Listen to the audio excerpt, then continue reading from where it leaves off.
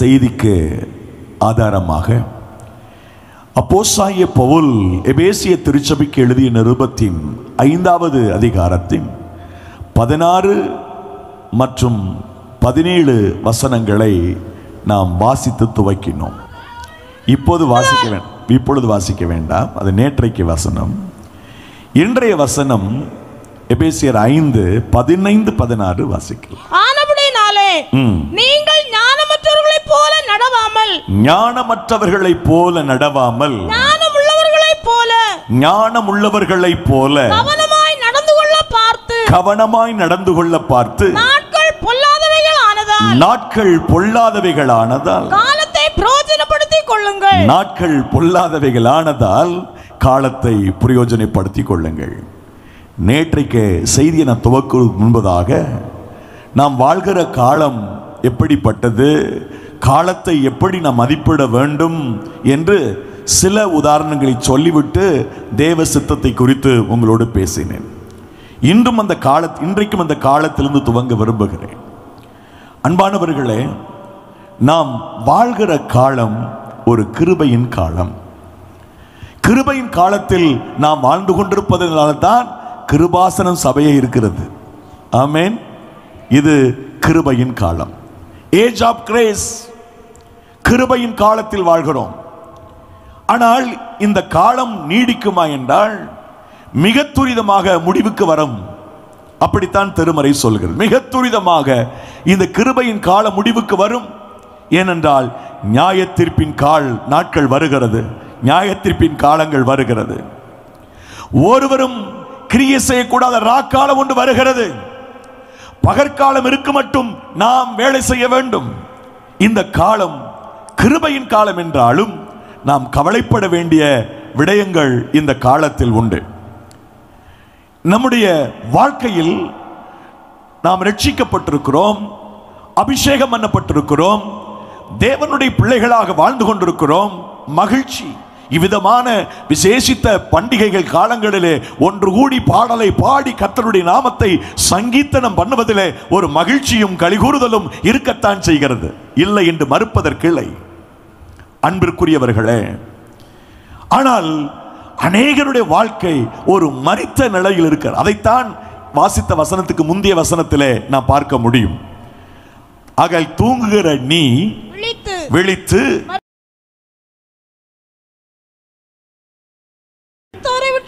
மரித்தோரை விட்டு எழுந்திரு, அப்பொழுது கிறிஸ்து உன்னை பிரகாசிப்பிப்பார் என்று சொல்லி, அப்பொழுது கிறிஸ்து உன்னை பிரகாசிப்பிக்க பண்ணுவார். நீ பிரகாசமாய் அடைவதற்கு நீ விழித்து எழும்ப வேண்டும். மரித்த நிலையில் இருக்கிற மனிதர்கள், மரித்த நிலையில் இருக்கிற விசுவாச மக்கள் சபைகளிலே பெருகிக் கொண்டிருக்கிறார்கள்.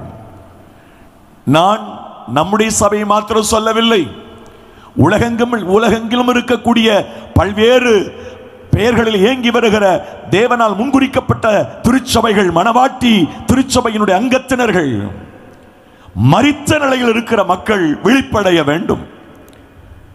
ஞானமற்றவர்களைப் போல இருக்கக்கூடாது, ஞானமுள்ளவர்களைப் போல இருக்க வேண்டும் என்று பவுலடிகள் சொல்லுகிறார். இந்த எபேசிய திருச்சபைக்கு பவுலடிகள் எழுதுகிற ஒவ்வொரு வசனத்தின் ஊடாக நாம் சிந்தனை செய்கிற போது ஏராளமான ஆவிக்குரிய ஆலோசனைகளை பரிசுத்த ஆவியானவர் நமக்கு அள்ளி அள்ளி அள்ளி தருகிறார். நிருபங்கள் ஏதோ வாசித்துவிட்டு மூடிவிடுவதற்கல்ல. நிருபங்கள் இக்காலத்திலே புதிய ஏற்பாட்டு சத்தியத்தை பின்பற்றுகிற நம்மை அது ஊக்கப்படுத்தி கொண்டிருக்கிறது, நித்திய ஜீவனுக்கு நேராக நடத்தி கொண்டே இருக்கிறது. ஹல்லேலூயா. தூங்குகிற நீ மரித்தோரை விட்டு எழுந்திரு, அப்பொழுது கிறிஸ்து உன்னை பிரகாசிக்க செய்வார். ஒரு திருச்சபையின் ஒரு போதகர் மாற்றலாகி மற்றொரு புதிய போதகர் சபைக்கு வந்தார். அந்த சபையில இருக்கிற அநேகர் துண்டு சீட்டிலே அவருக்கு வாழ்த்துதல்களை, நல்வார்த்தைகளை சொல்லி அவரை உற்சாகப்படுத்த வேண்டும் என்று கேட்டுக்கொள்ளப்பட்டது மூப்பர்களால். ஆகவே புதிய போதகர் பொறுப்பெடுக்கிறார், இந்த சபைக்கு புதிய போதகராக பொறுப்பெடுக்கிறார். ஆகவே அவரவர் மனதில் தோன்றியதை ஒரு துண்டு காகிதத்தில் எழுதி கொடுத்தார்கள்.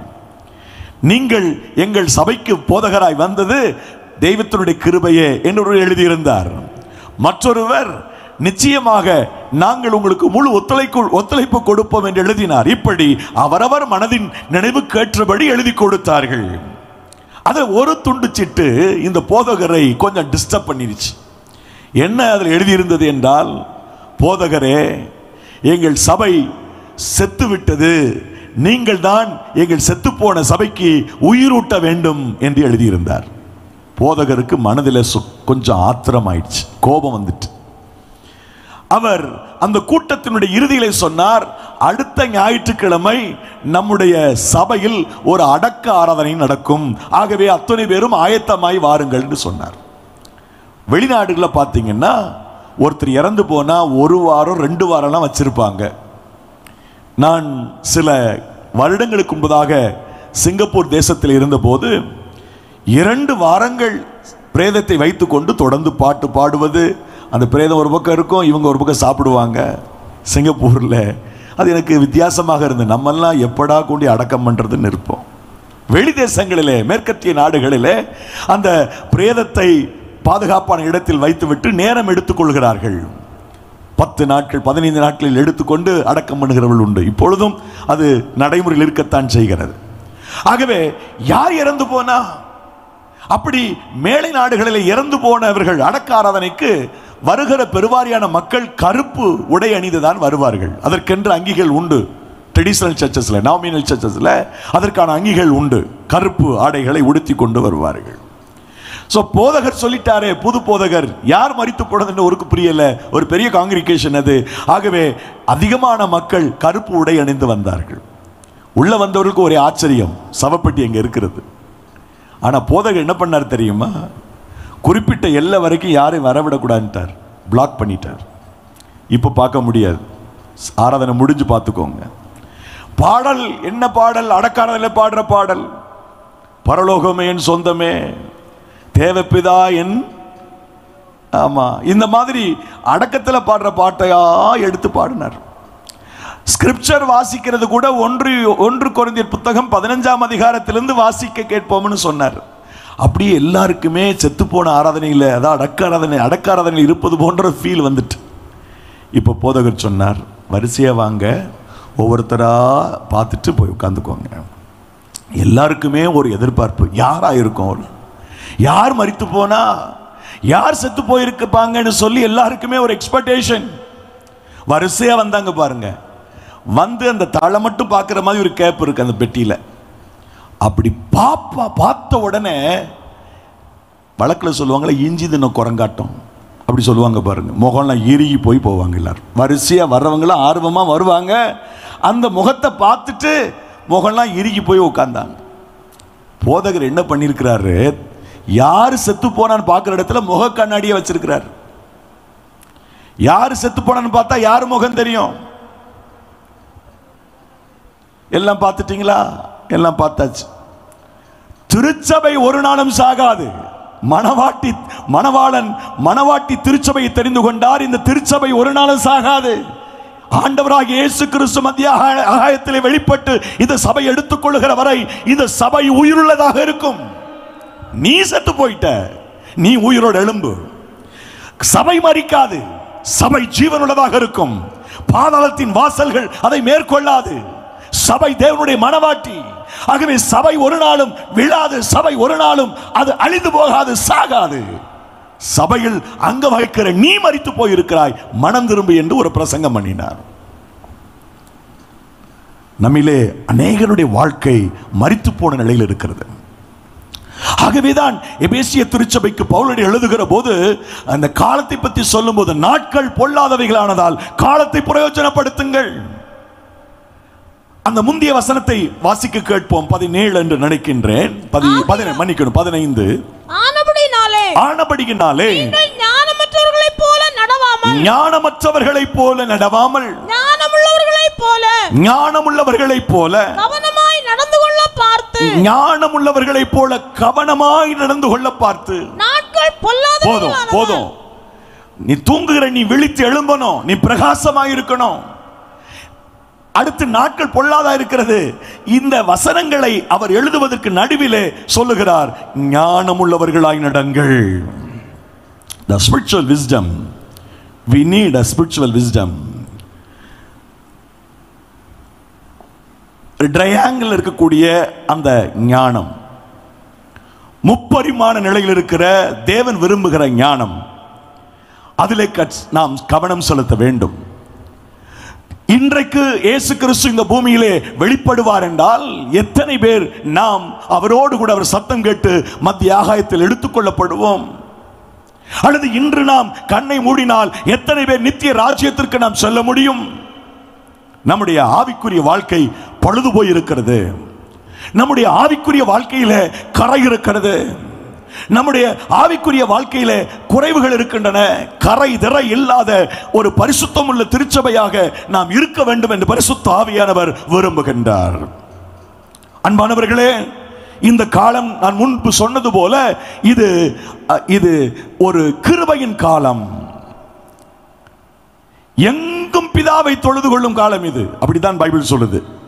யோவான் 4ஆம் அதிகாரத்தில் நாம் வாசிக்கிறோம், எங்கு பிதாவை தொழுது கொள்ளும் காலம். அதே அதிகாரத்தில் தான் வருகிறது, ஒருவரும் கிரியை செய்யக்கூடாத ராக்காலம் வருகிறது. பகல் காலம் இருக்க மட்டும், அதாவது கிருபையின் காலம் இருக்கிற வரை நீங்கள் ஆவிக்குரிய உச்சிதங்களால் அலங்கரிக்கப்பட வேண்டும், ஆவிக்குரிய நன்மைகளால் நிரம்ப வேண்டும். இந்த கிருபையின் காலத்தில் காலத்தை குறித்து வேத பாடத்தை நாம் கேட்டோம் என்றால் ஒரு மிக அழகாக வேத பண்டிதர்கள் நமக்கு விளக்கி காண்பிக்கிறார்கள். மனதிலே நீங்கள் எளிதாய் புரிந்து கொள்வதற்கு ஆதாம் தொடக்கம் மோசே வரைக்கும் உள்ள காலம் ஏஜ் ஆஃப் கான்சியஸ், மனசாட்சியின் காலம். அதுக்குள்ள டிவிஷன்ஸ் எல்லாம் இருக்குது. மோசையிலிருந்து இயேசு கிறிஸ்து வெளிப்படுகிற வரை அல்லது புதிய ஏற்பாட்டு திருச்சபை ஆரம்பிக்கிற உள்ள காலத்துக்கு பேர் age of law. Age of law, சட்டத்தினுடைய காலம், பிரமாணத்தினுடைய காலம். இப்பொழுது நாம் இருக்கிற காலம் ஏஜ் ஆஃப் கிரேஸ், கிருபையின் காலம்.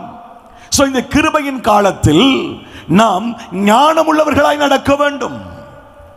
ஞானமற்றவர்களைப் போல நடவாதிருங்கள், ஞானமாய் நடந்து கொள்ளுங்கள், அறிவாய் நடந்து கொள்ளுங்கள், வேதம் கொடுக்கிற ஞானத்தை பயன்படுத்துங்கள். அன்பிற்குரியவர்களே, இந்த உலகம் கற்றுக் கொடுக்கிற கல்விகள் எல்லாம் நமக்கு உலக ஞானத்தை கொடுக்கிறது. நான் கல்வியை, படிப்பை குறைத்து மதிப்பிடவில்லை. நமக்கு கல்வி அவசியம், இந்த உலகம் தருகிற ஞானம் அவசியம் என்ற போதிலும் அதை விட பன்மடங்கு கூடுதலான மகிமையுள்ளதுதான் தெய்வீக ஞானம். அதை பரிசுத்த ஆவியானவர் தான் நமக்கு கற்றுக் கொடுக்க முடியும். பரிசுத்த வேதாகமத்தின் ஊடாகத்தான் நீங்கள் அதை பெற்றுக்கொள்ள முடியும். அன்புக்குரியவர்களே, நீங்கள் இந்த கொடிய காலத்திற்குள்ளே வாழ்கிறீர்கள். கிருபையின் காலம் என்ற போதிலும் எப்பொழுது வேண்டுமானாலும் இந்த கிருபையின் நாட்கள் முடிந்து போகலாம். ஆகவே சீக்கிரத்தில் ஒரு அழிவு வருகிறது, சீக்கிரத்தில் முடிவு வருகிறது. நீண்ட காலமாக இயேசு சீக்கிரம் வருகிறார் என்று சொல்லப்பட்டு கொண்டே இருக்கிறது.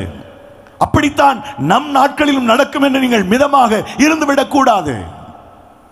ஏன் இன்னும் ஆண்டவர் வரவில்லை? அவர் வருவார் என்று சொன்ன வாக்குத்தத்தம் எங்கே? எல்லாமே ஆரம்பத்தில் இருந்தது அப்படியே இருக்கிறது என்று பரிகாசக்காரர்கள் சொல்லுவார்கள். இதை 2 பேதுரு புத்தகம் 3ஆம் அதிகாரத்தில் பேதுரு சொல்லுகிறான். ஏன் அவர் தாமதிக்கிறார் என்பதற்கு அவர் சொல்லுகிற பதில் என்ன தெரியுமா? 3:9 நினைக்கின்றேன். தாமதிக்கிறார் என்று சிலர் எண்ணுகிறபடி கர்த்தர் தமது வாக்குத்தத்தத்தை குறித்து தாமதமாயிராமல் ஒருவரும் கெட்டு போகாமல் எல்லோரும் மனம் திரும்ப வேண்டும் என்று விரும்பி நம்மேல் நீடிய பொறுமையுள்ளவராக இருக்கிறார். இன்னும் இந்த உலகம் அழியாமல் இருப்பதற்கு காரணம் என்ன? அன்பிற்குரியவர்களே, நம்முடைய உறவுகள் எத்தனையோ பேர் இன்னும் ரட்சிக்கப்படவில்லை. ஏன்? கிருபாசனம் திருச்சபைகளிலே ஆராதனையில் பங்கெடுக்கிறவர்கள் கூட இன்னும் ஸ்நானம் பெறாதவர்கள் உண்டு. அங்கும் இங்குமாக தேவனுடைய ஆவியினாலே முத்திரிக்கப்படாதவர்கள் இருக்கத்தான் செய்கிறார்கள். ரட்சிக்கப்படாமல் சபைக்கு வராமல் சபைக்கு வெளியில் இருக்கக்கூடிய நம் இரத்த உறவுகள் இருக்கிறார்கள். நூற்றுக்கணக்காக ஆயிரக்கணக்கான மக்கள் இருக்கிறார்கள். அவர்களும் நம்மோடு நித்திய ராஜ்யத்திலே பங்கடைய வேண்டும். யோசித்து பாருங்கள். நான் இப்படி யோசிக்கிறேன், ஒரு 35-36 ஆண்டுகளுக்கு முன்னதாக இயேசு வந்திருந்தால் என் ஆன்மா நித்திய ராஜ்யத்துக்கு போயிருக்காது, நித்திய ஆக்கினைக்கு போயிருக்கும். ஆகவே அவர் முன்குறிக்கப்பட்ட காலங்கள் முடிவடைய போகிறது. இனியும் காலம் செல்லாது. 10:6 வெளிப்படுத்தின விஷயம். இனியும் காலம் செல்லாது. எல்லாம் சமீபமாக இருக்கிறது. வெளிப்படுத்தின விசேஷம் முதலாவது அதிகாரத்தில் காலம் சமீபமாய் இருக்கிறது என்று துவங்குகிறது முதலாவது அதிகாரம். கடைசி அதிகாரம் 22 அதிகாரத்தில் பார்த்தீங்கன்னா காலம் சமீபமாயிற்று என்று முடிகிறது. இந்த புத்தகம் ரொம்ப பியூட்டிஃபுல்லான புத்தகம். வெளிப்படுத்தின விசேஷம் நிறைய பேருக்கு வாசிக்க பிடிக்காது, புரியவே புரியாது நிறைய பேருக்கு. அதை ஒருத்தர் என்று சொன்னார், வெளிப்படுத்தின விசேஷம் படிச்சுட்டு படுத்தா வெறும் கெட்ட சொப்பனமாக வருது பிரதர்னார். அது அத்தனையும் அற்புதமான விடயங்கள், ஆண்டவர் கற்றுத்தந்த ரகசியங்கள் அவைகள் இருக்கின்றன. அந்த முதல் அத்தியாயத்திலே வாசிக்கின்றோம், காலம் சமீபமாயிற்று. கடைசி அத்தியாயத்திலும் கூட அந்த வார்த்தை பயன்படுத்தப்படுகிறது. இறுதி நாட்கள் வந்துருச்சு, சீக்கிரத்தில் இந்த உலகத்திற்கு ஒரு அழிவு வரப்போகிறது. நாம் வாழ்கிற காலம் கிருபையின் காலம் என்றாலும் நாம் ஜாக்கிரதையோடு நாம் அடியெடுத்து நடக்க வேண்டிய காலம் இவைகள். ஆகவே என்ன செய்ய வேண்டும்? ஞானம் உள்ளவனாக. மீண்டும் 15வது வசனத்தை வாசிக்க கேட்போம். எபேசியர் 5:15. ஆனபடியினாலே நீங்கள் ஞானமற்றவர்களைப் போல நடவாமல் ஞானமுள்ளவர்களைப் போல கவனமாய் நடந்து கொள்ளுங்கள். காலம் பொல்லாதது. சீக்கிரம் இயேசுராஜன் வரப்போகிறார். அவருடைய வருகை அதிசீக்கிரம். ஆகவே நீங்கள் ஞானமாய் நடக்கணும். 3 விடயங்களை மாத்திரம் இந்த இரவு கூட்டத்தில் நான் உங்களோடு பகிர்ந்து கொண்டு ஜெபித்து விடைபெற விரும்புகின்றேன். 3 முக்கியமான காரியங்கள். தேவனுடைய பார்வையிலே எது ஞானம்? நீங்கள் இந்த உலகத்தில் இருக்கிற வரை உலகத்திலே சில கடமைகளை செய்ய வேண்டிய கட்டாயம் நமக்கு இருக்கிறது. தொழில் செய்கிறவர்கள் நீங்கள் திறம்பட அந்த தொழிலை மேற்கொள்ளுங்கள். நீங்கள் இன்னும் விருத்தி அடைய வேண்டும் என்பதுதான் தேவனுடைய விருப்பம். 24:1 எண்ணாகமம், சங்கீதம் 26:11 29:11 இந்த வசனங்களை ஞாபகத்தில் வைத்துக் கொள்ளுங்கள். இஸ்ரவேலை ஆசீர்வதிப்பதே கர்த்தருக்கு பிரியம். ஆண்டவர் தமது ஜனத்திற்கு பலன் கொடுத்து சமாதானம் அருளி அவர்களை ஆசீர்வதிக்கிறார் என்ற வசனங்கள் சொல்கின்றன. தம்முடைய மக்களை ஆசீர்வதிக்க கர்த்தர் விரும்புகிறார். நாம் ஆசீர்வாதமாக இருக்க வேண்டும்.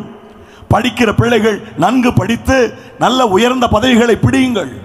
தேவ பிள்ளைகள் உயர்ந்த நிலையில் இருக்கிற போது நன்மை உண்டாகும், அதெல்லாம் தடையில்லை. ஆனால் நம்முடைய இந்த லோக வாழ்க்கையிலே, இந்த லௌகிக காரியங்களிலே நாம் நம்மை இன்வால்வ் பண்ணி கொண்டிருக்கிற இந்த சூழ்நிலையிலே கவனமாக செயல்படுங்கள். நித்தியத்திற்கான தேவன் குறிப்பிடுகிற, வேதம் சுட்டி காண்பிக்கிற ஞானத்தை நீங்கள் கடைபிடியுங்கள். கவனமாய் ஞானத்தோடு நடந்து கொள்ளுங்கள். ஸ்பிரிச்சுவல் விஸ்டம், அதை குறிச்ச ஒரு அக்கறை நமக்கு தேவை. உலக அறிவு அல்ல. உலகத்தில் எவ்வளவு அறிவு பாருங்கள், எவ்வளவு ஞானம், எவ்வளவு விசேஷித்த ஞானமுடைய மக்கள் இந்த பூமியில பல்வேறு காரியங்களை செய்து கொண்டிருக்கிறார்கள். மனிதன் மின்னுக்கு போகிறான், அங்கே விவசாயம் செய்கின்றான், அங்கே சில இல்லங்களை கட்டுகிறான், தங்கி வருகிறார்கள். சர்வசாதாரணமாக அறிவு நுட்பம் நிறைந்த இந்த கடைசி காலத்தில் நாம் வாழ்கிறோம். அப்படிலாம் இருக்கும்னு சொல்லி பைபிள் சொல்லுது. கடைசி காலத்தில் அறிவு பெருகும், அன்பு தனியும். கடைசி காலத்தில் என்ன நடக்கும்ன்ற அந்த அடையாளங்களில் ஒன்று அறிவு பெருகும். ஒரு பக்கம் அறிவு பெருகும், மற்றொரு பக்கம் அன்பு தனியும். இந்த உலகம் அப்படித்தான் இருக்கிறது. ஆனால் இதற்கு நடுவில் ஆவிக்குரிய விதத்தில் நான் ஞானமுள்ளவனாக இருக்க வேண்டும்.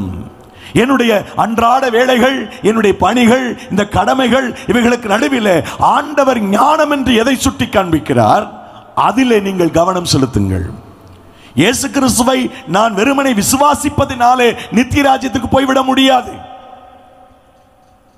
நீங்கள் இயேசு கிறிஸ்துவை அறிய வேண்டிய பிரகாரமாக அறிய வேண்டும். ஒரு 3 கோணங்களை நான் காண்பிக்கிறேன். முதல் விடயம், எது ஞானம் என்றால் இயேசு கிறிஸ்துவை அறிய வேண்டிய பிரகாரமாக அறிந்து வாழ்வது ஞானம். எது ஞானம்?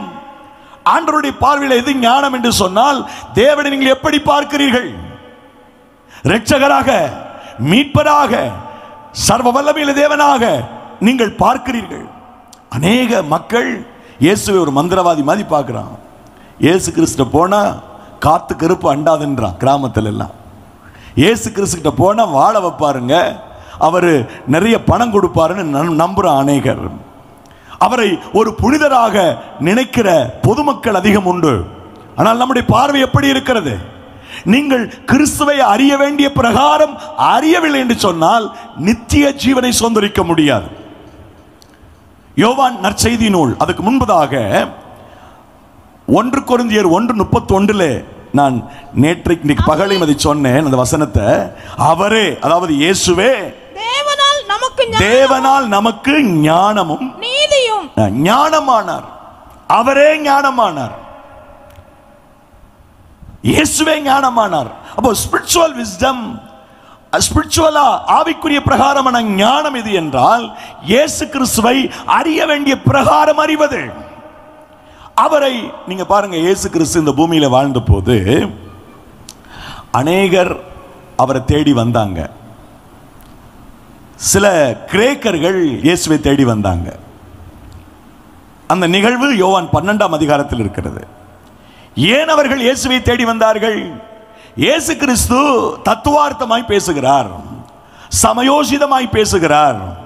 அவரை மடக்கிறதுக்கு யாராவது ஒரு கேள்வி கேட்டா அவனே அவர் மடக்கிற மாதிரி ஒரு பதில் சொல்லிடுறாரு. அவருடைய அணுகுமுறை, இந்த way of preaching, way of teach, அதெல்லாம் ரொம்ப டிஃப்ரெண்டா இருந்தது. ரொம்ப ஞானமாய் தென்பட்டது கிரேக்கர்களுக்கு. பொதுவாக கிரேக்கர்கள் ஞானத்தை விரும்புகிறவர்கள். 1 கொரிந்தியர் 1:22 படி கிரேக்கர்கள் ஞானத்தை தேடுகிறவர்கள். அதனாலதான் தத்துவ ஞானிகள் என்று அழைக்கப்படுகிற சாக்ரட்டிஸ், அரிஸ்டாட்டில் போன்றவர்கள் எல்லாம் கிரேக்க நாட்டிலிருந்து உருவானவர்கள். நீங்கள் பாடங்களில் படித்திருப்பீங்க, தத்துவ ஞானிகள் சாக்ரட்டிஸ், அரிஸ்டாட்டில் எங்கிருந்து வந்தவர்கள் என்றால் கிரேக்கத்தில் இருந்தவர்கள். இயல்பாகவே தத்துவ விரும்பிகள், அவர்கள் ஞான விரும்பிகள். ஆகவே கிரேக்கர்கள் சிலர் இயேசுவை பார்க்க வந்ததனுடைய நோக்கம், அவர் ஒரு வித்தியாசமான அணுகுமுறை உடையவராக பேசுகிறார், அவருடைய உபதேசத்தில் ஞானம் இருக்கிறது. ஆகவே அவருடைய ஞானார்த்தமான விடயங்களை காதார கேட்பதற்கு வந்தவர்கள், இரட்சகராக அவரை தேடி வந்தவர்கள் அல்ல. இந்த நிகழ்வு யோவான் 12ஆம் அதிகாரத்தில் இருக்கிறது. இன்னொருவன் இயேசுவை பார்க்க ரொம்ப நாள் ஆசையா இருந்தான்னு பைபிள் இருக்குது. லூக்கா நற்செய்தி நூல் 23:8 நினைக்கின்றேன். ஏரோது ராஜா வெகு காலமாக இயேசுவை பார்க்க வேண்டும் என்று ஆசைப்பட்டான். எதற்காக ஆசைப்பட்டான்? இயேசு கிறிஸ்து முடவர்களை நடக்க வைக்கிறார், இயேசு கிறிஸ்து மரித்தவர்களை எழுப்புகிறார், குஷ்டரோகிகளுக்கு சுகத்தை கொடுக்கிறார் என்று தன்னுடைய உளவு அமைப்பின் மூலமாக கேள்விப்பட்ட ஏரோது தன் கண்ணால் அதை பார்க்க விரும்பினார். அந்த வசனத்தை வாசிக்க முடியுமா? 23. ஏரோது இயேசுவை குறித்து அநேக காரியங்களை கேள்விப்பட்டிருந்ததினாலும் அவரால் செய்யப்படும் அடையாளத்தை பார்க்க வேண்டும் என்று விரும்பி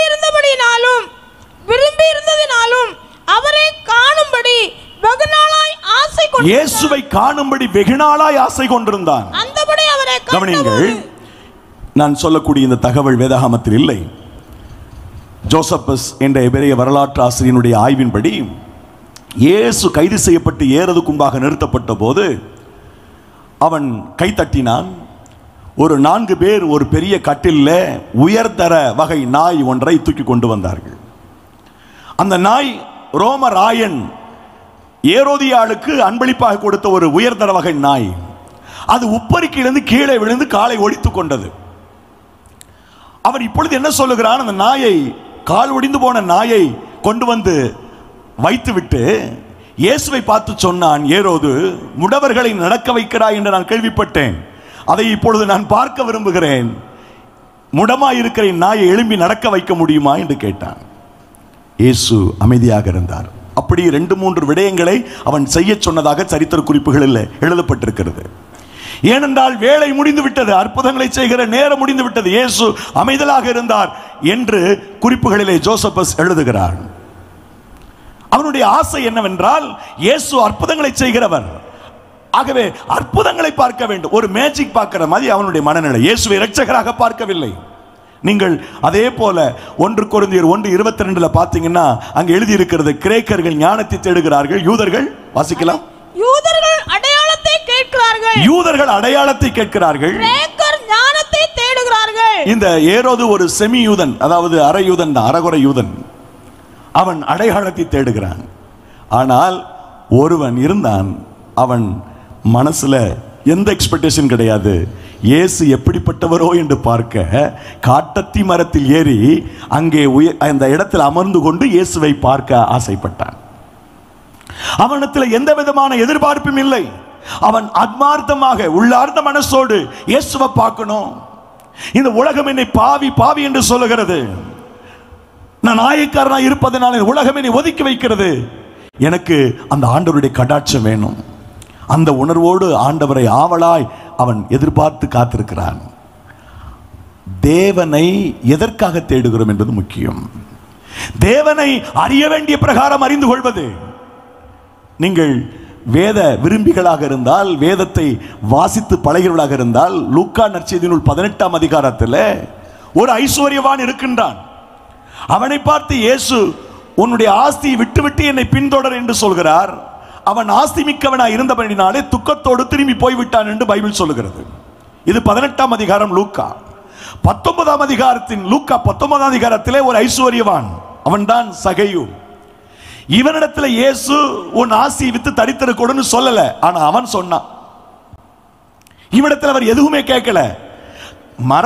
மரத்திலிருந்து இறங்கி வந்தவுடனே அவன் இயேசுவிடத்தில் சொல்லுகிறான், நான் ஆஸ்தியில் பாதியை ஏழைக்கு கொடுக்கின்றேன். யார்ட்டையாவது அநியாயமா வாங்கியிருந்தா நாளத்தினை திருப்பி கொடுக்கிறேன். He proclaimed himself. அவன் தனக்குள்ளே அவன் தீர்மானித்து அறிக்கையிடுகிறான், நான் ஆசியில் பாதியை ஏழைக்கு கொடுக்கிறேன்னு சொன்னான். ரெண்டு பேரும் அடுத்தடுத்த அதிகாரத்தில் இருக்கிறாங்க. 18ஆம் அதிகாரத்தில் ஒரு ஐஸ்வர்யவான், அவனை பார்த்து இயேசு சொன்னார், உன் ஆஸ்தியை நீ விட்டு தரித்திரத்துக்கு கொடுத்துட்டு என்னை பின்தொடர சொன்னால் அவன் துக்கமாய் போய்விட்டான். இங்கே சகையு தன்னிடத்தில் இருக்கிறதெல்லாம் நான் கொடுத்துறேன்னு அவனே சொன்னான். இந்த வீட்டுக்கு ரட்சிப்பு வந்தது. ஆண்டவர் தன்னை மக்கள் எப்படி தேடுகிறார் என்று பார்க்கிறார். நீங்க அவரை ஒரு மேஜிக் மேனை போல, அற்புதங்களை செய்கிறவரை போல பார்க்க கூடாது. ஏதோ வித்தியாசமான விதத்தில் வேதபாரகர், பரிசேயர்கள், சதுசேயர்களுடைய அந்த பிரசங்கத்தை விட இவருடைய பிரசங்க வித்தியாசமாக இருக்கிறது. அவர்களை போல போதியாமல் அதிகாரமுடையவராக போதித்தார்கள் என்று சிலர் பார்த்து வியந்தார்கள். அப்படி அல்ல. இயேசுவை எத்தனை பேர் இரட்சகராக பார்க்கிறோம். நீங்கள் ஞானமுள்ளவர்களாய் நடங்கள் என்று சொன்னால், கிறிஸ்துவே ஞானமானார். இந்த தெய்வத்தை எப்படி அணுகுகிறோம்? இந்த இயேசு கிறிஸ்துவை நீங்கள் இந்த லோபர்த்தனமான காரியங்களுக்காக, லௌகிக ஆசீர்வாதங்களுக்காக நீங்கள் இயேசுவை பின்தொடர்கிறீர்களா? எனக்கு என்ன கிடைக்கும்? எனக்கு என்ன கிடைக்கும்? 19th chapter மேத்யூ, என்னுடைய ஞாபகம் சரியா இருந்தால் மத்திய 19ஆம் அதிகாரத்தில் பேதுரு 28வது வசனம், அப்பொழுது பேதுரு அவரை நோக்கி இதோ நாங்கள் எல்லாவற்றையும் விட்டு உம்மை பின்பற்றினோமே, எங்களுக்கு என்ன கிடைக்கும்? எங்களுக்கு என்ன கிடைக்கும்? இது பேதுருடைய துவக்க காலம். ஆனால் அதே பேதுரு ஆவிக்குரிய முதிர்ச்சி வந்த போது சொல்லுகிறான், நீங்களும் என்னை விட்டு போய்விட மனதாயிருக்கிறீர்களோ? யோவான் 6:67. நீங்களும் என்னை விட்டு போய்விட மனதாயிருக்கிறீர்களோ? 68 பேதுரு சொல்லுகிற ரிப்ளை அங்க என்ன எழுதியிருக்கிறது? ஆண்டவரே, நாங்கள் யாரிடத்தில் போவோம்? நித்திய ஜீவ வசனங்கள் உம்மிடத்தில் உண்டே. எனக்கு இயேசு போதுங்க, எனக்கு ஆண்டவர் போதும். அந்த உணர்வு அவர் தருகிற இந்த லோபர்த்தனமான ஆசீர்வாதங்கள் அல்ல. நான் உறுதியாய் சொல்லுகிறேன், நீங்கள் உண்மையாக தேவனை தேடுகிறவர்களாக இருந்தால், உண்மையாக அவருடைய ராஜ்யத்தை தேடுவர்களாக இருந்தால், உண்மையாக தேவ நீதி தேடுவர்களாக இருந்தால், இந்த லோகத்திலே நீங்கள் விரும்புகிற ஆசீர்வாதங்கள் உங்கள் முதுகுக்கு பின்னே உங்களை தொடர்ந்து வந்து கொண்டே இருக்கும். நன்மையும் கிருபையும் தொடரும் என்று தமிழ் பைபிள் இருக்குது. ஒரு ஆங்கில மொழிபெயர்ப்பில் என்ன அர்த்தத்தில் இருக்குன்னா, நன்மையும் கிருபையும் உங்களை துரத்தும். நம்ம வேணாலும் ஆசீர்வாதம் வந்துட்டே இருக்கும். எப்போ? அவரை மேய்ப்பராய் கொண்டிருக்கிற போது, அவரை என்னுடைய ஆத்தும நாயகனாக நான் ஆராதனை செய்கிற போது, நன்மையும் கிருபையும் என்னை தொடர்த்திட்டு வரும். நீங்கள் தேவனை தேடுகிற காலம் எது? ஒசியா புஸ்தகம் என்று நினைக்கின்றேன், 10வது அதிகாரம் 12வது வசனத்தின் இறுதி பகுதியை மாத்திர வாசியுங்கள். 10-12 இறுதி லைன், அந்த எண்டில் இருக்கிற லைனை மட்டும் வாசிங்க. கர்த்தர் வந்து உங்கள் மேல் நீதியை வர்ஷிக்க பண்ண மட்டும் அவரை தேட காலமாக இருக்கிறது. நீதியை வர்ஷிக்க மட்டும் அவரை தேட காலமாக இருக்கிறது. இதைத்தான் மலைப்பிரசங்கத்தில் இயேசு சொன்னார், முதலாவது தேவனுடைய ராஜ்யத்தையும் அவருடைய நீதியும் தேடுங்கள், அப்பொழுது இவைகள் எல்லாம் உங்களுக்கு கூட கொடுக்கப்படும். நாம் அதை விட்டுறோம். ஆண்டவர் அறிந்து கொள்வதற்கு நாம் எடுக்கிற முயற்சிகள் மிக குறைவு. நல்லா ஒன்று சொல்றேன், நீங்கள் லோபர்த்தனமான ஆசீர்வாதங்களுக்கும் இந்த உலக மேன்மைகளுக்கும் இயேசு கிறிஸ்துவை நீங்கள் பின்பற்றுவதா இருக்கக்கூடாது. நாம் அப்படி இருக்கக்கூடாது. மனவாட்டி சபை நித்திய ஆசீர்வாதங்களுக்காக இயேசு கிறிஸ்துவை பின்பற்றுவதாக இருக்க வேண்டும். இந்த உலகத்தை விட என் உன்னதமான தெய்வம் எனக்கு எத்தனை முக்கியமானவர். ஒரு பெரிய ராஜா, அவருக்கு பிறந்த நாள் வந்தது. தன்னுடைய பிறந்த நாளில் வித்தியாசமாக ஒரு பரிசை எல்லோருக்கும் கொடுக்க நினைத்தார். அவர் சொன்னார், இன்னைக்கு எனக்கு பிறந்த நாள், அரண்மனைக்குள்ளே இருக்கிறவங்களுக்கு சொல்கிறேன், அங்கே சேனாதிபதிகள் இருந்தார்கள், மந்திரிமார்கள் இருந்தார்கள், அமைச்சர்கள் இருந்தார்கள், சின்ன சின்ன சிப்பாய்கள் இருந்தார்கள், சாமரம் வீசுகிறவன் இருந்தான், தோட்டக்காரன் இருந்தான், வாயிற்காப்போன் இருந்தான், இப்படி எல்லா பொறுப்புகள் இருக்கிறவர்கள் அங்கே இருந்தார்கள் அரண்மனையில். அவர் சொன்னார், இன்னைக்கு என்னுடைய பிறந்த நாள், எல்லாரும் நீ வாழ்த்திட்டீங்க, உங்களுக்கு நான் ஒரு பரிசு கொடுக்க விரும்புகிறேன். என்ன பரிசு? நான் ரெடின்னு சொல்லுவேன். ரெடின்னு சொல்லிட்டேன்னா இந்த அரண்மனைக்குள்ள ஆளுக்கு ஒரு பொருளை தூக்கிட்டு போயிடலாம். Each one catch one. இப்போ ஸ்டேஜில் பாஸ்டர் தான் நமக்கு ராஜான்னு வச்சுக்கோங்க, தலைமை போதகர். ரெடி எடுத்துக்கங்கன்னா, நான் முதல்ல கீபோர்டை பார்த்து வச்சுக்குவேன். நல்லா இருக்குது, பென்னுடைய கீபோர்டு தான் ரொம்ப அட்ராக்டிவாக இருக்கு இல்லையா? மனுஷன் இயல்பது, எதை எடுக்கலான்னு தோணும். அப்படித்தான் இந்த அரண்மனையில் இருக்கிறவர்கள் எல்லாரும், அவையில் இருக்கிறவர்கள் எல்லாரும் எதை எடுக்கலான்னு ரெடியாக பார்த்துட்டே இருக்கிறான். ரெடினார் பாருங்க, அவன் பார்த்து வச்ச பொருளை எடுத்துட்டு வெளியில் போயிட்டான். ராஜாவுக்கு பின்னாடி ஒரு பெரிய விசிறி, அதுக்கு பேர் தமிழ் இலக்கியத்தில் சாமரம்னு பேர். சாமரம், சாமரம் வீசுதல். இலக்கியம் படிச்சிருந்தா அந்த பதம் உங்களுக்கு தெரியும். சாமரம் என்றால் ஒரு ராட்சத விசிறி. அது ஒரு கயிறு கொண்டு அது இழுப்பாங்க, இழுத்துட்டே இருப்பாங்க, அது ராஜாவுக்கு குளிர் ஊட்டும், காற்று வீசும். அவனுக்கும் இந்த காரியங்கள் பொருந்தும். ஆனால் அவன் சாமரம் வீசுவதை நிறுத்தவே இல்லை, வீசிக்கொண்டே இருந்தான். ராஜா மெதுவாக அவனை திரும்பி பார்த்தார். ஏய், இந்த அறிவிப்பு உனக்கும் சேர்த்துதான், ஏதோ ஒன்றை எடுத்துக்கொண்டு போய்விடு என்று சொன்னார் ராஜா. அவன் சாமரம் வீசுவதை நிறுத்திவிட்டு ஓடி வந்து ராஜாவை கட்டி பிடித்து கொண்டான். என்ன செய்யற? உங்க அறிவிப்பின்படி நீங்களும் இந்த அவைக்குள்ள தான் இருக்கிறீங்க, நீங்க எனக்கு சொந்தமாயிட்டா இந்த நாடே எனக்கு சொந்தம்னா. ஒரு குட்டி கதை தான். இயேசுவை சொந்தமாக்கிட்டா, அவரே நமக்கு சொந்தமாயிட்டா, இந்த உலகத்தில் நாம் நினைக்கிறவைகள் எல்லாம் தூசா இல்லையா, ரொம்ப எளிதாய் கிடைத்துவிடும். அதைத்தான் அவர் மிக அழகாய் மலைப்பிரசங்கத்தில் சொன்னார். முதலாவது தேவனுடைய ராஜ்யத்தையும் அவருடைய நீதியை தேடுங்கள், அப்பொழுது இவைகள் எல்லாம் உங்களுக்கு கூட கொடுக்கப்படும். ஆகவே நீங்கள் தேவனை அறிய வேண்டிய பிரகாரம் அறிவதுதான் மிகப்பெரிய ஞானம். இந்த உலகத்தில் ஞானம் என்பது நான் போய் ஆக்ஸ்போர்ட் யூனிவர்சிட்டியில் படிச்சுட்டு வர்றதல்ல. நான் எங்கேயோ சமீபத்தில் சொன்னேன், என்னுடைய நண்பர் ஒருவர் டாக்டரேட் பண்ணவர் பேசிட்டு இருக்கும்போது சொன்னார், பிஹெச்டி முடித்தவர். அவர் சொல்லும்போது அவர் சொன்ன, பிரதர் நீங்கள் பெருமையாக என்னை நிறைய இடத்துல அறிமுகப்படுத்துறீங்க, அவர் டாக்டரேட் பண்ணியிருக்கிறாருன்னு என்னை அறிமுகப்படுத்துறீங்க. பிஹெச்டினா வேற ஒன்றும் இல்லை, பெர்மனண்ட் ஹெட் டேமேஜ் அப்படின்னார் அவர். பிஹெச்டினா பெர்மனண்ட் ஹெட் டேமேஜ். ஸோ நான் கல்வியை குறைத்து மதிப்பிடவில்லை, கல்வி அவசியம்தான். உலகத்தில் இருக்கிறவரை கல்வி நமக்கு அவசியம். ஆனால் அதைவிட மிகப்பெரிய ஞானம் எது என்று கேட்டால், என் இரட்சகரை அறிய வேண்டிய பிரகாரம் அறிந்து கொள்வது. John chapter 17 verse number 3. யோவான் 17ஆம் அதிகாரத்தின் 3வது வாக்கை நீங்கள் வாசிக்க கேட்கலாம். ஒன்றான மெய்தேவனாகிய உம்மையும் நீர் அனுப்பினவராகிய இயேசு கிறிஸ்துவையும் அறிவதே நித்திய ஜீவன். நீங்க 100 வசனம் இருக்குது 3ஆம் அதிகாரத்தில், இதே புத்தகம் 3ஆம் அதிகாரத்தில். கர்த்தராகிய இயேசு விசுவாசிக்கிறவன் விசுவாசித்தா அவனுக்கு ஆக்கினையில நித்திய ஜீவன் கிடைக்கும் இருக்குது. ரொம்ப சிம்பிளா நமக்கு தெரியுது. நீங்க அதை புரிந்து கொள்ள வேண்டும். ரட்சிப்பில் பிரதானமாக 3 படிகள் இருக்கின்றன. What is the first step of salvation? Salvation from the sin of penalty.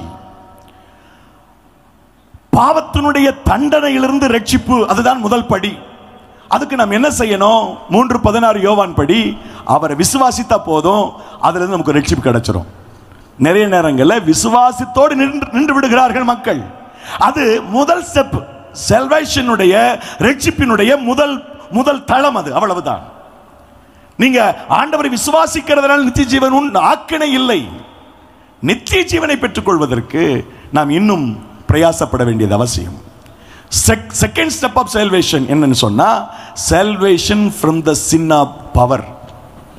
பாவத்தினுடைய வல்லமையிலிருந்து நாம் பெறுகிற ரட்சிப்பு. அதுக்கு தான் இது மாதிரி விசேஷித்த கூட்டங்கள் நடைபெறுகிறது. ஏன் எங்களை போல சிலரை இந்த போதக பிதாக்கள் அழைப்பதற்கான காரணம் என்ன? அவர்களை நாங்கள் அழைப்பதற்கான காரணம் என்ன? வித்தியாசப்பட்ட தெய்வீக அழைப்பை கொண்டவர்கள், அபிஷேகத்தை பெற்றவர்கள் கர்த்தருடைய வார்த்தைகளை பிட்டு கொடுக்கிற போது நாம் எடிஃபை பண்ணப்படுகிறோம். நம்முடைய மனசுல பாவத்தினுடைய ஆளுமை குறைய துவங்குகிறது. முதல் ஸ்டெப், salvationனுடைய முதல் ஸ்டெப் என்னன்னா, salvation from the sin of penalty, பாவத்தினுடைய தண்டனையிலிருந்து கிடைக்கிற ரட்சிப்பு. இரண்டாவது salvation from the sin of power. இதுக்கு கர்த்தருடைய வார்த்தையை மிக கவனமாக நாம் வாசிக்க வேண்டும். இந்த வசனம் தான் என்னுடைய உணவு. இந்த வசனத்தை நான் உட்கொண்டு கொண்டே இருக்கணும், படிச்சுட்டே இருக்கணும். யாக்கோபு 1:21 என்ன எழுதப்பட்டிருக்கிறது? யாக்கோபு 1 அதிகாரத்தின் 21வது வசனம் என்ன சொல்லுகிறது? வாசிக்க கேட்போம். நீங்கள் எல்லாவித அழுக்கையும் கொடிய துர்க்குணத்தையும் ஒழித்துவிட்டு உங்கள் உள்ளத்தில் நாட்டப்பட்டதாயும் உங்கள் ஆத்துமாக்களை ரட்சிக்க கவனிங்க, உங்கள் ஆத்துமாக்களை ரட்சிக்க வல்லமை உள்ளது. இந்த வார்த்தை நம்முடைய ஆத்துமாவை ரட்சிக்க வல்லமை உள்ளது. உங்களுக்கு தெரியுமா, இந்த வார்த்தை தான் நம்மை பாவம் மேற்கொள்ளாதபடி தற்காக்கிறது. 119ஆம் சங்கீதம் 11வது வசனம், உமக்கு விரோதமாய் நான் பாவம் செய்யாதபடி உம்முடைய வாக்கை என் இருதயத்தில் வைத்தேன். உம்முடைய உபதேசமே என்னை சுத்திகரிக்கிறது. யோவான் 15:3, யோவான் 17ஆம் அதிகாரம் 17வது வசனம் மற்றும் 19வது வசனம், சத்தியத்தினாலே பரிசுத்தமாக்குகிறார். உம்முடைய வசனமே சத்தியம். எபேசியர் 5:26, வசனத்தினால் அவர் புதிதாக்குகிறார், நம்மை கழுவி சுத்திகரிக்கிறார். இப்படி நிறைய வசனங்கள் நமக்கு கொடுக்கப்பட்டிருக்கு. கர்த்தருடைய வார்த்தையின்படி வாழ்கிற போது நம்முடைய ரட்சிப்பினுடைய இரண்டாவது படிக்கு வருகிறது. Second step of salvation. Third step of salvation from the sin of presence. இந்த பயபக்தியுள்ள வாழ்க்கையை நீங்கள் கிறிஸ்துவுக்கு முன்னுரிமை கொடுத்து இந்த பயபக்தியுள்ள வாழ்க்கையை நீங்கள் வாழ்ந்து கொண்டிருக்கிற போது எந்த நேரத்தில் இயேசு வந்தாலும் நீங்கள் மத்தியாகத்தில் அவரோடு கூட எடுத்துக்கொள்ளப்படுவீர்கள், ரகசியத்தில் எடுத்துக்கொள்ளப்படுவீர்கள், அல்லது மரணத்தை தழுவுகிற போது அவருடைய பிரசன்னத்தில் போய் சேர்ந்து விடுவீர்கள். பாவத்தினுடைய பிரசன்னத்திலிருந்தே ரட்சிப்பு கிடைக்கும். அதைத்தான் மத்தேயு 24ஆம் அதிகாரத்தில் வாசிக்கிறோம். முடிவு பரியந்தம் நிலைத்திருப்பவனே, அந்த ஃபைனலா இருக்கக்கூடிய ரட்சிப்புன்றது ரொம்ப முக்கியம். அதனால கிறிஸ்துவை நாம் எதற்காக பின்பற்றுகிறோம்? இன்றைக்கும் இயேசு அற்புதம் செய்கிறார், மாற்றமே இல்லை. இன்னைக்கு அற்புதம் நடந்துட்டு தான் இருக்கு. இயேசுனுடைய பேரை சொன்னா இன்றைக்கும் அதிசயம் நடக்கிறது. ஆனால் அதைவிட மேலானது, நான் அவரை அறிய வேண்டிய பிரகாரம் அறிந்து கொண்டால். ஒருவேளை நான் இந்த லோகத்தினுடைய சில காரியங்களை இழக்க வேண்டியிருக்கலாம் அவர் அறிகிற அறிவின் மேன்மைக்காக. அதைத்தான் பவுல் சொல்லுகிறான் 3ஆம் அதிகாரம் பிலிப்பியர் புத்தகத்திலே, கிறிஸ்துவை அறிகிற அறிவின் மேன்மைக்காக எனக்கு லாபமாய் இருக்கிறவை இளவைகளோ அவைகளெல்லாம் நஷ்டம் என்று எண்ணுகிறேன். ஒரு கிரேட்டஸ்ட் ஸ்காலர் பவுல் சாதாரண ஒரு மனிதன் அல்ல. பல விதங்களிலே ஞானம் உள்ளவன். கமாலியனுடைய பாதத்திலே தத்துவங்களை கரைத்து குடித்தவன். நியாயப்பிரமாணங்களிலே தேறியவன். 3ஆம் அதிகாரத்தில் நீங்க வாசித்து பார்த்தீங்கன்னா, நியாயப்பிரமாணத்தினுடைய நீதியின்படி குற்றம் சாட்டப்படாதவன். எபிரேயர் பிறந்த எபிரேயன், இஸ்ரவேலன். அவன் தொடர்ந்து 3வது வசனத்திலிருந்து பார்த்தீங்கன்னா அவனுடைய மேன்மை பற்றி சொல்லுகிறான். ஆகிலும் எனக்கு ஏனெனில் மாம்சத்தின் மேல் நம்பிக்கையாயிராமல் ஆவியினாலே தேவனுக்கு ஆராதனை செய்து கிறிஸ்து இயேசுவுக்குள் மேன்மை பாராட்டுகிற நாமே விருத்த சேதனம் உள்ளவர்கள் மாம்சத்தின் மேல் நம்பிக்கை வைக்க வேண்டுமானால் நானும் வைக்கலாம். வேறொருவன் மாம்சத்தின் மேல் நம்பிக்கையா இருக்க நினைத்தால் நான் அதிகமாய் அப்படி செய்யலாம். நான் 8ஆம் நாளில் விருத்த சேதனம் அடைந்தவன். 8வது நாளிலே விருத்த சேதனம் அடைவது ஒரு பெருமைக்குரிய விஷயம். இஸ்ரவேல் வம்சத்தான், பென்யமீன் கோத்திரத்தான், எபிரேயரில் பிறந்த எபிரேயன், நியாயப்பிரமாணத்தின்படி பரிசேயன், பக்தி வைராக்கியத்தின்படி சபையை துன்பப்படுத்தினவன், நியாயப்பிரமாணத்துக்குரிய நீதியின்படி குற்றஞ்சாட்டப்படாதவன்.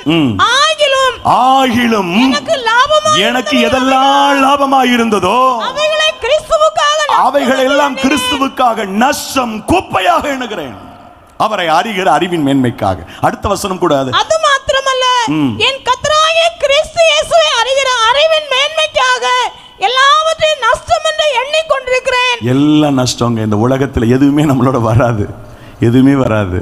நிர்வாணியாய் வந்தோம், நிர்வாணியாய் செல்வோம். கர்த்தர் கொடுத்தார், கர்த்தர் எடுத்தார். கர்த்தருடைய நாமத்துக்கு ஸ்தோத்திரம். யோபுடைய ஸ்டேட்மெண்ட் இது. பவுலுடைய ஸ்டேட்மெண்ட் என்னன்னா, உலகத்திலிருந்து நான் ஒன்று கொண்டு வந்ததில்லை, உலகத்திலிருந்து ஒன்றும் கொண்டு போவதில்லை. 1 தீமோத்தேயு 6 அதிகாரத்தில் சொல்றான். ஞானத்தினுடைய முதல் முக்கியமான காரியம் எது? இரண்டாவது எது ஞானம் என்றால், வசனங்களை குறித்து எல்லா வசனத்தையும் வாசிக்க வேண்டாம், நேரம் ஆயிட்டதுனால. யோபு 28:28, சங்கீதம் 111:10, நீதிமொழிகள் 1:7, நீதிமொழிகள் 9:10. இந்த வசனங்கள் எல்லாம் சொல்லுகிற ஒரே குறிப்பு, ஒரே கருத்து என்னன்னா, எது ஞானம் ஆண்டவருடைய பார்வையில்? ஆண்டவருக்கு பயந்து வாழ்றது தான் ஞானம். கர்த்தருக்கு பயந்து வாழ்கிறது தான் ஞானம். தேவன் விரும்புகிற ஞானம் அதுதான். இவங்க என்ன சொல்லுவாங்க, அவங்க என்ன சொல்லுவாங்க, அவங்களுக்கு பயந்து இவங்களுக்கு பயந்து அப்படி அல்ல. என்னை ஒரு பார்த்து கொண்டே இருக்கிறார், என்னை ஒருத்தர் கவனித்துக் கொண்டே இருக்கிறார். காலையில் நான் உங்களுக்கு சொன்னேன், சங்கீதம் 11, சங்கீதம் 14, சங்கீதம் 115 சங்கீதங்களை வாசிக்கும் போது மின்னகத்திலிருந்து பரலோகத்திலிருந்து மனுபுத்திரரை தேவன் கண்ணோக்கி பார்க்கிறார். 15:3 நீதிமொழிகளை சொல்லுகிறது. அவர் பார்த்து கொண்டே இருக்கிறார். அவருடைய பார்வைக்கு மறைவாக நாம் எதையும் செய்ய முடியாது. ஆண்டவருக்கு எந்த அளவிலே நாம் அவருக்கு பயந்து வாழ்கிறோம்? கர்த்தருக்கு பயப்படுகிற மனுஷன் நித்திய ராஜ்யத்திலே எடுத்துக்கொள்ளப்படுவான். 103வது சங்கீதம் என்று நினைக்கின்றேன். அதில் பூமிக்கு வானத்துக்கு எவ்வளவு தூரமோ அவ்வளவு தூரமாய் கர்த்தருக்கு வானம் எவ்வளவு உயரமாய் இருக்கிறதோ அவருக்கு பயப்படுவர்கள் மேல் அவருடைய கிருபையும் அவ்வளவு பெரிதா இருக்கிறது. அதாவது அவருக்கு ஒருத்தன் பயந்துட்டான்னா அவன் மேல் அவர் வைக்கிற கிருபை ரொம்ப பெருசு. அது எப்படி பெருசா? பூமிக்கு வானம் எவ்வளவு உயரமா இருக்கிறதோ அது மாதிரி அவருக்கு பயந்தவர்கள் மேல் அவர் அதிகமான கிருபை வைக்கின்றார். அப்படி பாருங்களேன், லோகத்தில் ஒரு வாலிபன் தேவனுக்கு பயந்ததுனால அவனுக்கு ஆண்டவர் வச்ச கிருபை எவ்வளவு பெருசு பாருங்க. யோசேப்பு 39:9 ஆதியாகமத்தில் அவன் சொல்லுகிறான், தேவனுக்கு முன்பாக இத்தனை பெரிய பொல்லாங்குக்கு உடன்படுவது எப்படி? ஆண்டவர் என்னை கவனித்துக் கொண்டே, அம்மா உலகத்தினுடைய கண்களை மறைத்து நான் தவறு செய்து விடலாம், ஆனால் என்னை ஒருவர் பார்த்து கொண்டிருக்கிறார். தேவனுக்கு முன்பாக இத்தனை பெரிய பொல்லாங்குக்கு உடன்படுவது எப்படி? சாப்டர் 39 verse number 9 வாசிக்க வேண்டாம்.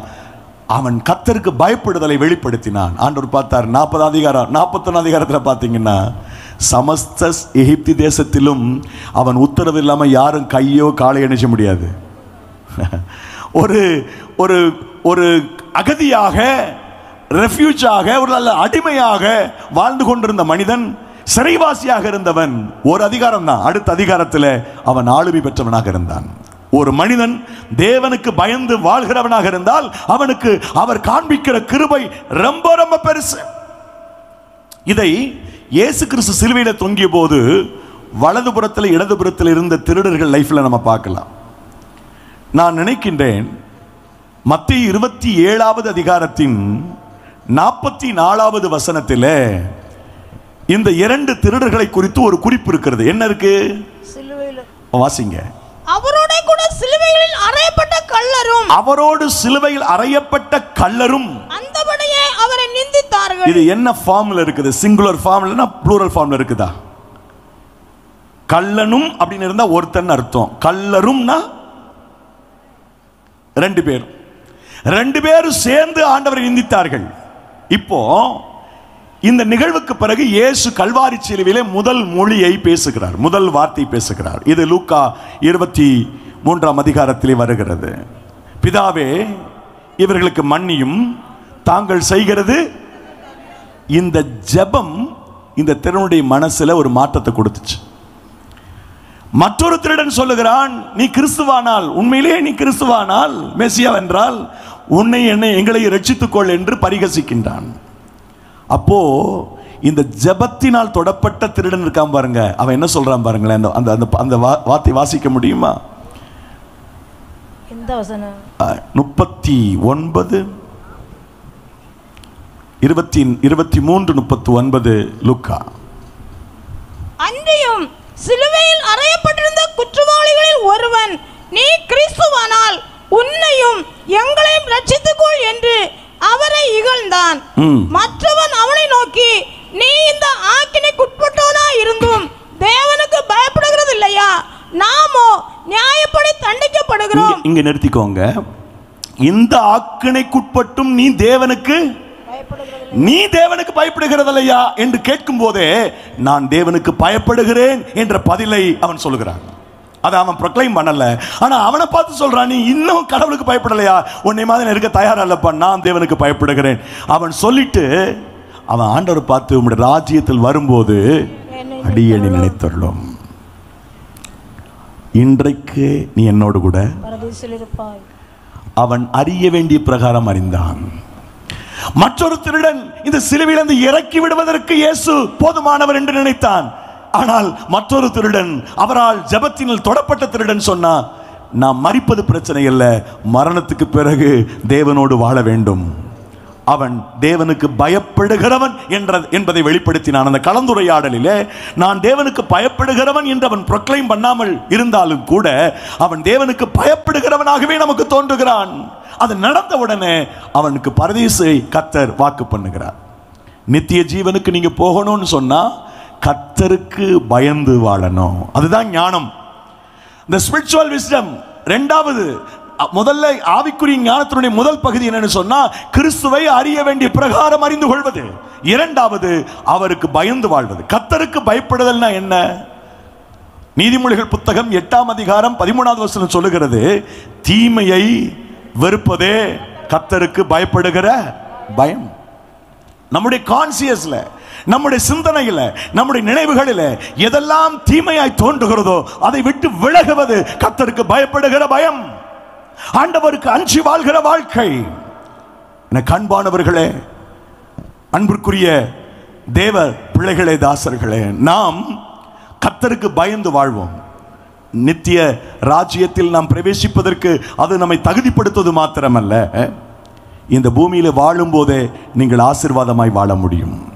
31ஆம் சங்கீதம் 19வது வசனத்தின்படி அவர் இந்த பூமியிலே உண்டு பண்ணி வைத்திருக்கிற நன்மை பெரிதாக இருக்கும், நீங்கள் அவருக்கு பயந்து வாழ்ந்தாள். சங்கீதம் 34:9 நீங்க கர்த்தருக்கு பயந்தால் உங்க வாழ்க்கையில குறைவு இருக்காது. 115வது சங்கீதத்தில் அவருக்கு பயப்படுகிற சிறியோரையும் பெரியோரையும் அவர் ஆசீர்வதிப்பார்.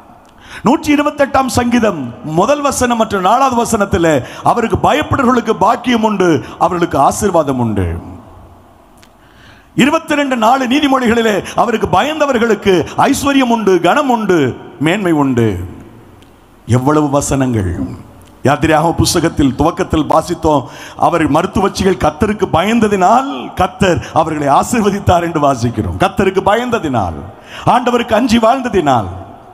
பிரசங்கி 8:12 சொல்லுகிறது, பாவி 100 தரம் பொல்லாப்பை செய்து நீடித்து வாழ்ந்தால் என்ன, தேவனுக்கு அஞ்சி அவருக்கு பயந்திருக்கிறவர்கள் நன்றாயிருப்பார்கள் என்று எழுதப்பட்டிருக்கிறது. மூன்றாவது,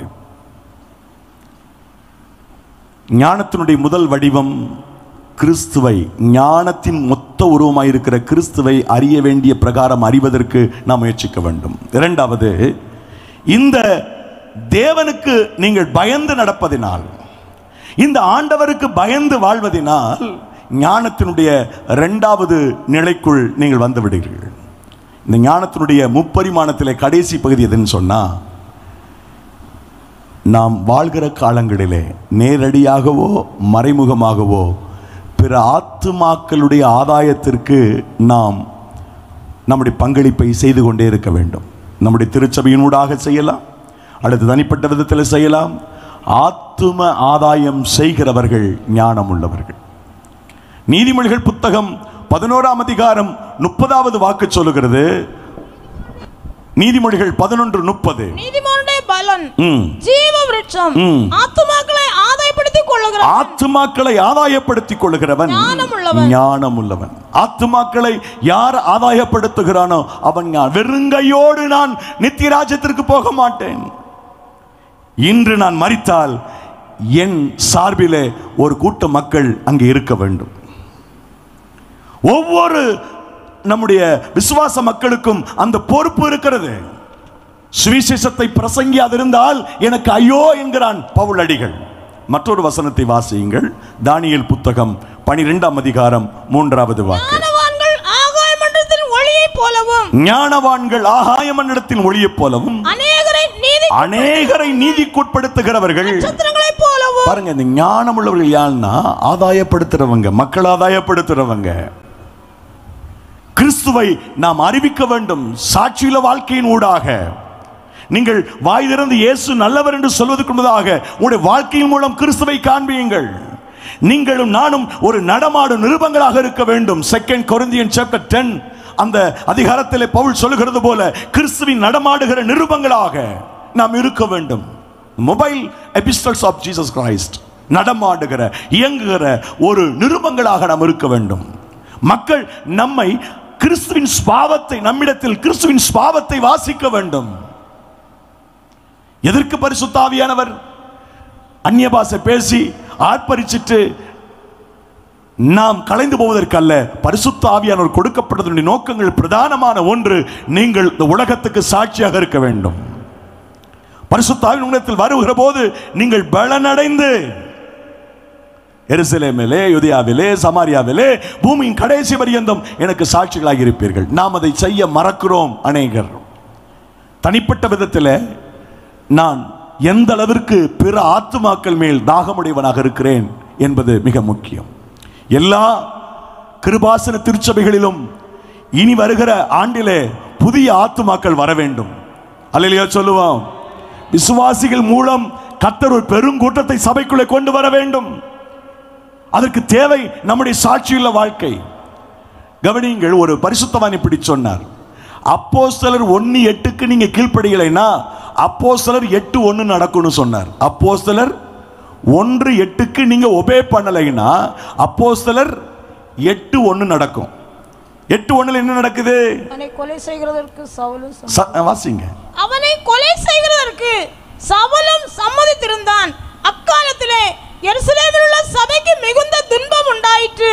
அப்போஸ்தலர் தவிர மற்ற யாவரும் யூதேயா சமாரியா தேசங்களில் சிதறப்பட்டு போனார்கள். அதாவது பரிசுத்த ஆவியானவர் கொடுக்கப்பட்ட நோக்கம் சமாரியாவுக்கு போகணும், யூதேயாவுக்கு போகணும், உலகத்தின் கடைசி பரியந்தம் போகணும். ஆனா அவங்க போகல. எருசலேமிலே பாட்டு பாடி சந்தோஷப்பட்டாங்க. எல்லா ஆசைகளையும் பொதுவாக வைத்து அனுபவித்தார்கள். எத்தனை காலத்துக்கு இது? ஆண்டவர் பார்த்தார் 1:8க்கு கீழ்ப்படியலைனால 8:1 வந்துச்சு. சிதறடிக்கப்பட்டார்கள். சிதறடிக்கப்பட்டவர்கள் 1:8 சொன்னது போல யூதேயாவிற்கு போனார்கள், சமாரியாவிற்கு போனார்கள். அதன் பிறகு ஐரோப்பிய தேசம், ஆசிய தேசம், பல தேசங்களிலே சபைகள் வர ஆரம்பித்தது.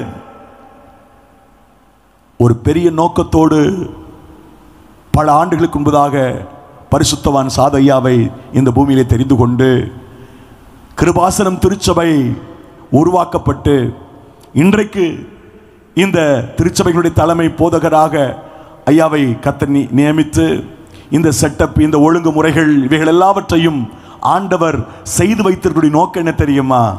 அழிந்து போய் கொண்டிருக்கிற ஆத்துமாக்களை நாம் ஆதாயப்படுத்த வேண்டும்.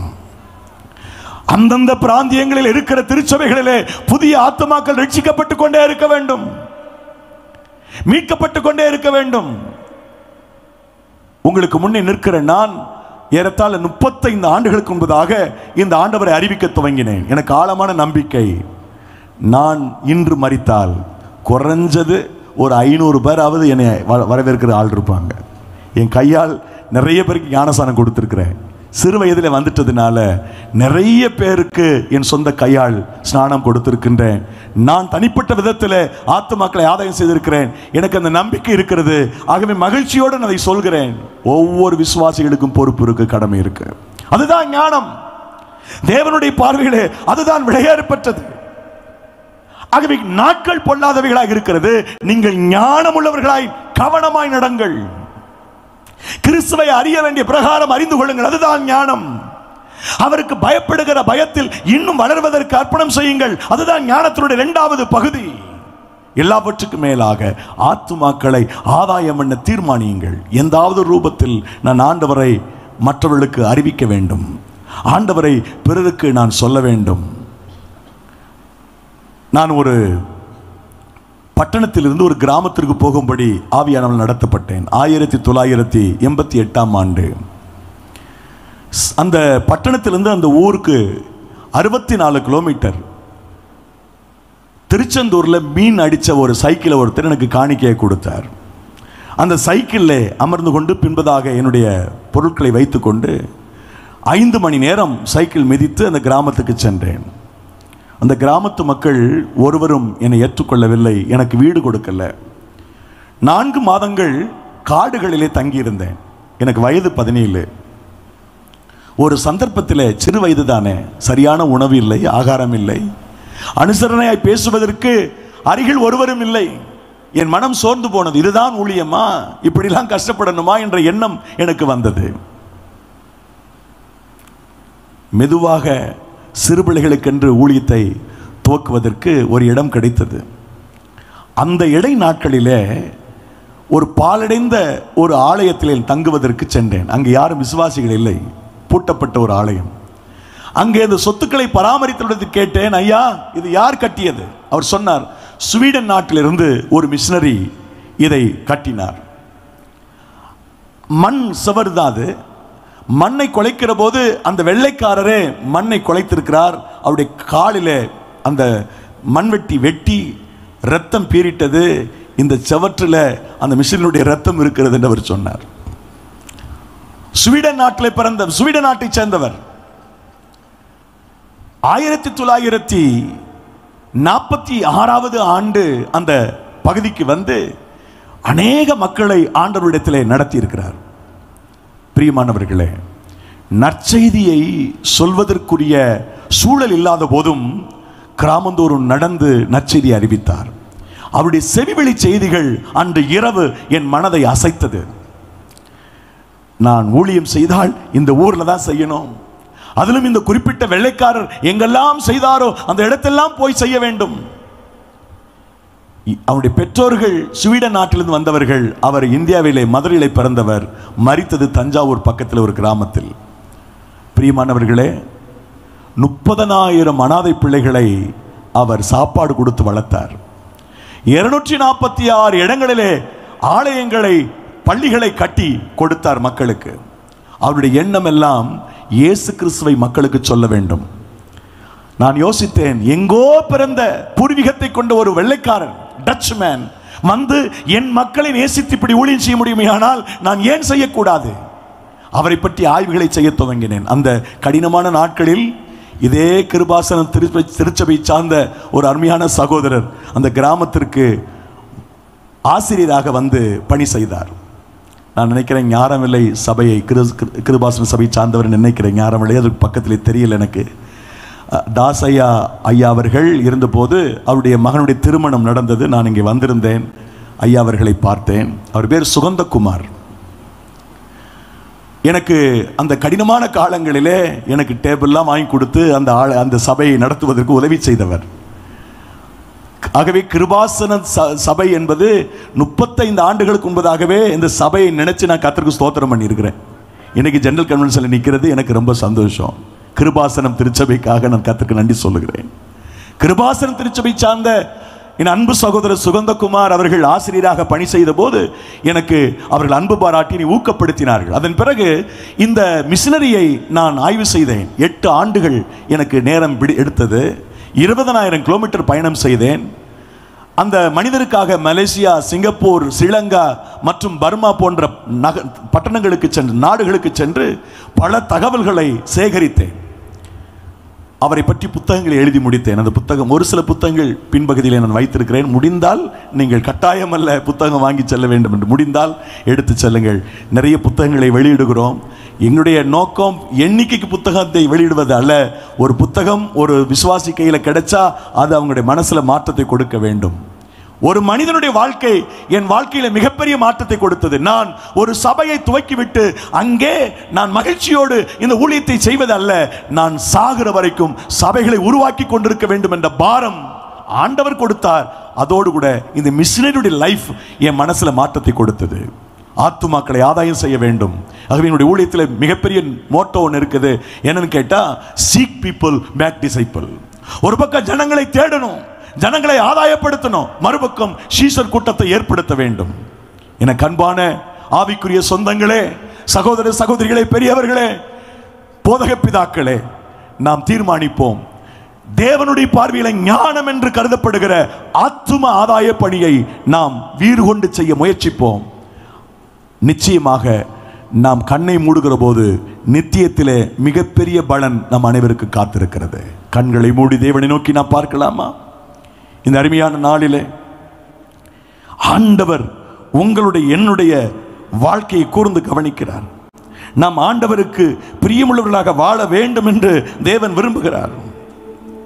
அன்பிற்குரியவர்களே, அவர் தேடுகிற மனிதனாக, அவர் தேடுகிற மனுஷியாக நான் இருக்க வேண்டும் என்று சொல்லுங்கள். அவர் எதிர்பார்க்கிற ஒரு மனுஷனாக நான் இருக்க வேண்டும்.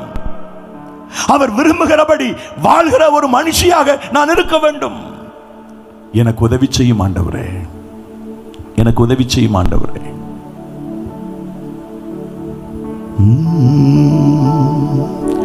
நேசிக்கிறே உம்மை தானே ஐயா, நிலையில்லாத இந்த உலகத்திலே நேசிக்கிறே உம்மை தானே ஐயா, உம்மை தானே இயேசையா, ஐயா உம்மை தானே இயேசையா. ஒவ்வொரு நாளும் எனது கண்முன் உம்மைத்தான் நிறுத்தியுள்ளே, ஒவ்வொரு நாளும் எனது கண்முன் உம்மைத்தான் நிறுத்தியுள்ளே. வலப்பக்கத்தில் இருப்பதனால், வலப்பக்கத்தில் இருப்பதனால் அசைக்கப்படுவதில்லை, நான் அசைக்கப்படுவதில்லை. நேசிக்கிறேன் உம்மை தானே ஐயா, நிலையில்லாத இந்த உலகத்திலே நேசிக்கிறேன் உம்மை தானே ஐயா, உம்மை தானே இயேசையா, ஐயா உம்மை தானே இயேசையா. உமது வேதம் எனது மகிழ்ச்சி, ஓய்வின்றி தியானிக்கிறேன். உமது வேதம் எனது மகிழ்ச்சி, ஓய்வின்றி தியானிக்கின்றேன். ஆற்றங்கரை மரமாக, ஆற்றங்கரை மரமாக அயராமல் கனி தருவேன், அயராமல் கனி தருவேன். நேசிக்கிறேன் உம்மை தானே ஐயா, நிலையில்லாத இந்த உலகத்தில் நேசிக்கிறேன் உம்மை தானே ஐயா, உம்மை தானே இயேசையா, ஐயா உம்மை தானே இயேசையா. ஐயா உம் தாகம் எனது ஏக்கம், அடிமை நான் கதறுகிறேன். ஐயா உம் தாகம் எனது ஏக்கம், அடிமை நான் கதறுகிறேன்.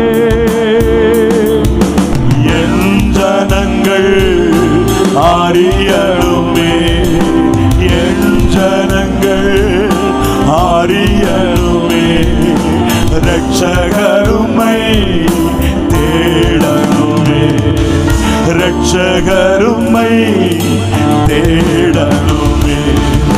நேசிக்கிறேன் உம்மை தானே ஐயா,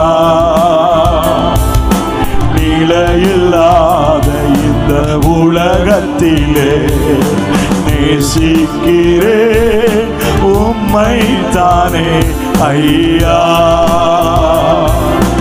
உம்மை தானே இசையா ஐயா, உம்மை தானே இசையா. ஆவியானவரே என்னை தொடும் ஆண்டவரே. நாட்கள் பொல்லாதவைகளாய் இருக்கிறது. நான் ஞானமற்றவனை போல இருக்கக்கூடாது, ஞானம் உள்ளவனை போல, ஞானம் உள்ளவளை போல கவனமாய் நடக்க எனக்கு ஒரு உணர்வை கொடும். என்னை தாழ்த்தி உம்முடைய சமூகத்தில் ஒப்புக் கொடுக்கிறேன். ஒரு பக்கம் அழிந்து போய் கொண்டிருக்கிற மக்கள் கூட்டம், மற்றொரு பக்கம் என்னுடைய ஆன்மா இன்னும் உமது பார்வையில் எது ஞானம் என்று இருக்கிறதோ அவைகளுக்குள்ளே செல்ல முடியாத நிலை, ஒரு தடுமாற்றம். என் வாழ்க்கையில் எல்லாம் மாறட்டும், நீர் விரும்புகிறபடி மாறட்டும், நீர் என்ன விரும்புகிறீரோ அது என்னுடைய வாழ்க்கையை மாறட்டும். Lord help me. பரிசுத்த ஆவியானவரே நீர் என்னை பலப்படுத்தும். இந்த கூடாரத்திற்குள்ளே, இந்த வளாகத்திற்குள்ளே பரிசுத்த ஆவியானவர் உலாவுகிறார். என் அன்பு சகோதரியே, அன்பு தாயே, தகப்பனே, சகோதரா, உன் அருகிலே இயேசு இருக்கிறார்.